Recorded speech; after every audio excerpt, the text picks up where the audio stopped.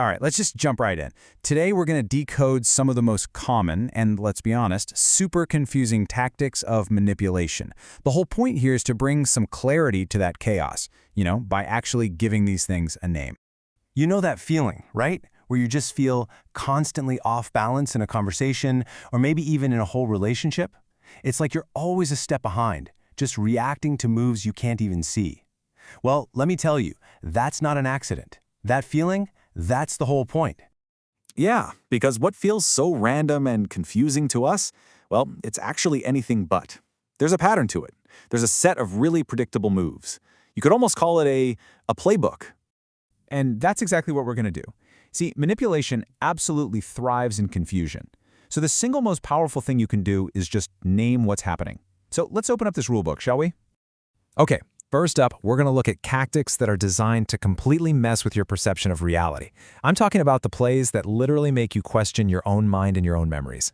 First on the list is something called selective memory. This is when someone just confidently denies something that you know happened, like an argument or a promise they made or some hurtful thing they said.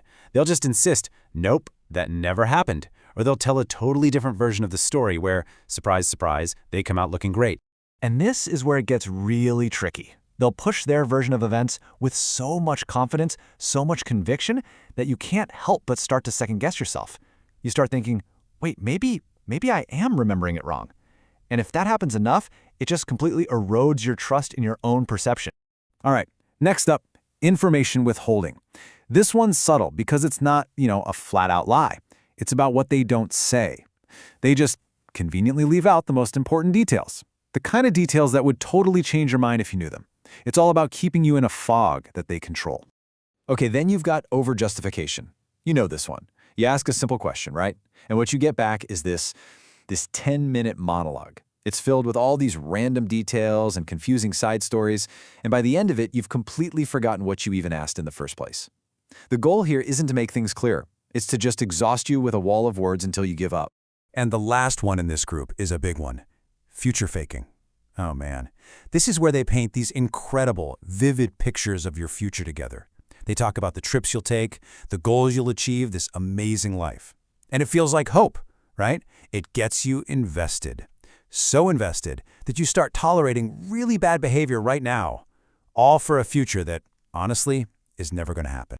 And this just hits the nail on the head.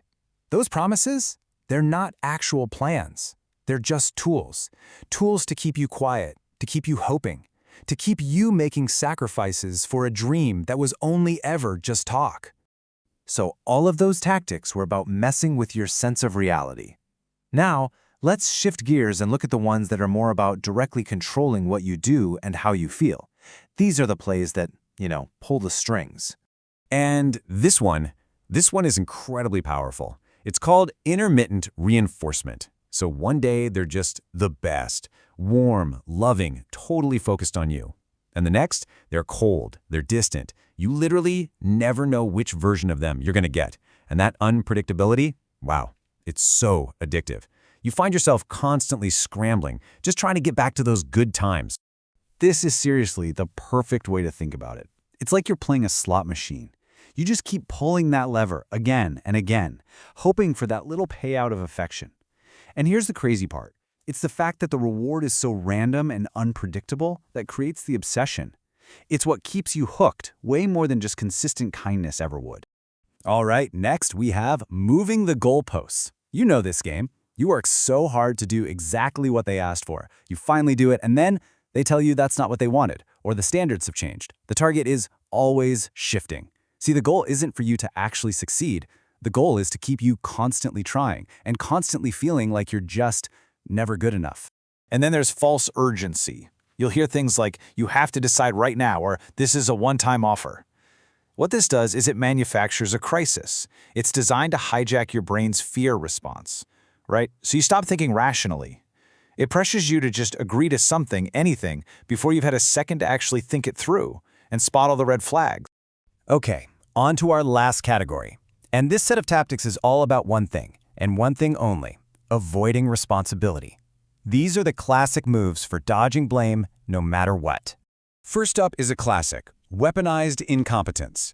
Now, let's be clear, this is not about someone who's genuinely trying and failing. No. This is when someone deliberately does a task badly again and again until you get so frustrated you just go, fine, I'll do it myself. And just like that, it's a brilliant strategy to shift all the work and responsibility right onto your shoulders. And that's the long game, isn't it? Slowly but surely, you just end up taking on more and more work because it's just easier than fighting about it. It's like they've basically trained you to expect absolutely nothing from them. Next is victim reversal. And oh boy, this is like a masterclass in emotional jujitsu. So you try to bring up something that hurt your feelings, right? A legitimate issue. And somehow, before you can even finish your sentence, they are the one who's hurt. They flip it so it sounds like you've attacked them, and all of a sudden, you're the one apologizing. It's wild. And it follows this super predictable pattern. You can see it here. You start by saying, hey, this hurt me. Then they perform some kind of big distress or anger. Suddenly, the whole focus shifts to their feelings. And how does it end? With you comforting them. Your original point is just gone. It is an incredibly effective way to shut down any conversation about accountability. Last but not least, we've got moral licensing. This is when someone acts like doing one nice thing gives them a get-out-of-jail-free card for all their bad behavior. You know, they'll bring up that one time they helped you out to totally deflect from the 10 times they didn't. It's like they think kindness is some kind of bank account where they can make a deposit and then just withdraw it later by being awful. That's not how it works. So we've gone through a lot of these different plays. What's the big takeaway here? What's the big picture?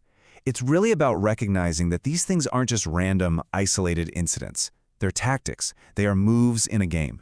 And when you start to connect the dots, it becomes so clear.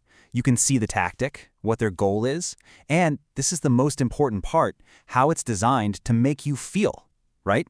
Future faking is meant to make you feel hopeful, but also stuck. Victim reversal is designed to leave you feeling confused and guilty. When you see it all laid out like this, the pattern becomes pretty undeniable. Look, just by giving these confusing behaviors a name, you start to take away their power. It's like you can't unsee the playbook once you know it's there. So the real question isn't just about what they're doing anymore, it's about what you do next. Now that you can see the moves being made, what's your next move going to be?